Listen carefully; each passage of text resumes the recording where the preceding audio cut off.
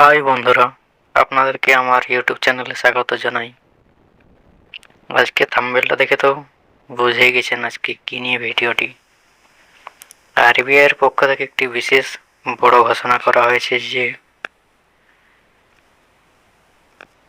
Paytm payment bank band হয়ে যাচ্ছে। এটি 31শে জানুয়ারি ঘোষণা করেছে আরবিআই।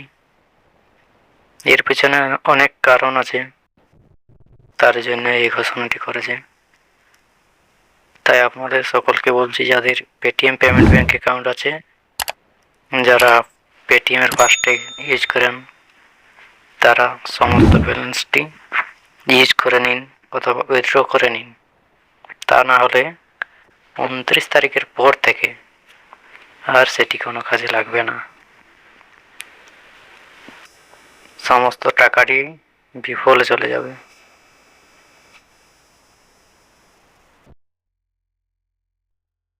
আর এর ইফেক্ট শেয়ার মার্কেটেও পড়বে। পেটিএম এর সূত্রের খবর অনুযায়ী 1949-এর ব্যাংকিং রেগুলেশন আইনের 35A ধারা অনুযায়ী পেটিএম এর বিরুদ্ধে ব্যবস্থা নিয়েছে আরবিআই। অডিট রিপোর্ট খতিয়ে দেখে এই সিদ্ধান্ত নেওয়া হয়। বিশেষজ্ঞদের অনুমান, আগামী দিনে এর প্রভাব পেটিএম এর শেয়ারে দেখা যাবে। 1 ফেব্রুয়ারি থেকেই শেয়ারের দাম হু হু করে পারে বলে অনুমান করছে। হতে পারে কি পড়েই গেছে।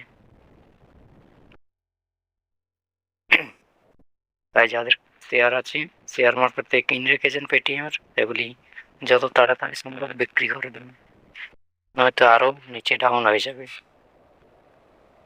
আর পথে প্রায় চলে এসেছে।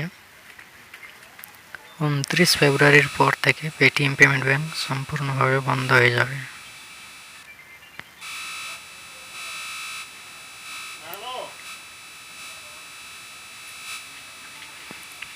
পেটিএম পেমেন্ট ব্যাংকের বিরুদ্ধে ধারাবাহিকভাবে আর্থিক অনিয়মের অভিযোগ উঠেছে। ব্যাংকিং পরিষেবা সংক্রান্ত আরবিআই এর একাধিক নিয়ম ভঙ্গের অভিযোগ উঠেছে। গত বছর থেকে নিয়ে পেটিএম পেমেন্ট ব্যাংককে সতর্ক করেছিল কেন্দ্র, কিন্তু পেটিএম পেমেন্ট ব্যাংকে কেউ নতুন করে অ্যাকাউন্ট খুলতে পারবে না বলে জানিয়েছে আরবিআই। সুতরাং 29শে ফেব্রুয়ারির পর থেকে নতুন করে কোনো পেটিএম পেমেন্ট ব্যাংক খোলা হবে না। এটি সম্পূর্ণভাবে বন্ধ হয়ে যাচ্ছে। দেখতেই পাচ্ছ, অফিসিয়ালি এটা অ্যানাউন্সমেন্টও হয়ে গেছে। তো সুতরাং যদি পেটিএম পেমেন্ট ব্যাংকে আপনাদের কোনো টাকা থেকে থাকে, সেটি উইথড্রল করে নিন, নতুবা এটা ফেঁসে যাওয়ার অনেক চান্স আছে।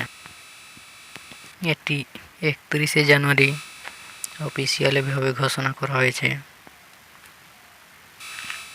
এবং 29 ফেব্রুয়ারির পর পেটিএম পেমেন্ট সম্পূর্ণভাবে বন্ধ হয়ে যাবে। কোনো টপ আপ করতে পারবেন না, কোনো ডিপোজিট হবে না। পেটিএমের যে ফাস্ট্যাগ আছে সেটিও বন্ধ হয়ে যাবে। সেটিতেও যদি কোনো টাকা থেকে থাকে তাহলে সেটি উইথড্র করে নিন।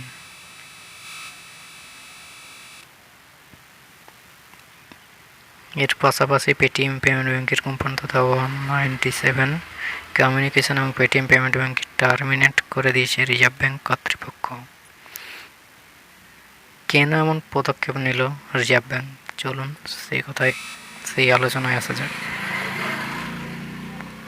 দেশের কেন্দ্রীয় ব্যাংকের নির্দেশে বলা হয়েছে, ধারাবাহিকভাবে অনিয়ম করে গিয়েছে এই আর্থিক সংস্থা। তাছাড়া অডিটে আরও অনেক ত্রুটি ধরা পড়েছে বলে খবর আছে। এর আগে গত বছর মার্চ মাসে রিজার্ভ ব্যাংক এক নির্দেশে জানিয়েছিল যে পেটিএম পেমেন্ট ব্যাংক নতুন কোনো ক্রেতার খাতা খুলতে পারবে না। তারপরেই নিষেধাজ্ঞা এলো। এর অর্থ হলো পেটিএম ব্যাংকিং অপারেশনের ওপর নিষেধাজ্ঞা জারি করে দিল রিজার্ভ ব্যাংক। তবে তাদের ডিজিটাল পেমেন্ট ব্যবস্থা কাজ করবে যদি উপভোক্তা অন্য কোনো ব্যাংকের অ্যাকাউন্টের সঙ্গে তা লিঙ্ক থাকে।